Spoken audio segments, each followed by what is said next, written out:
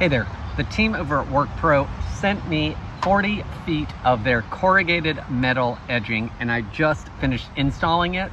This is 40 feet by 6 inches tall, super easy to maneuver and use. So let's go over the install process and how long it took. I started by unrolling the edging and then placed it in the general area that I wanted it. Then it has a plastic coating over the painted portion, so I peeled all that off back to the length of the edging I was going to use. Next, I installed the edging using a board and a rubber mallet to pound it into the ground to avoid damage to the edging. Once I completed the circle, I snipped off the edging as needed using a pair of scissors that would cut through the metal. Finally, I filled in the edging with some additional dirt to level it off some and help keep that edging in place. This was a super easy project to do. It really took me about 30 to 45 minutes total, and that's because I had to do things like rake back the area and then fill it in with dirt. Working with the edging, however, was really easy.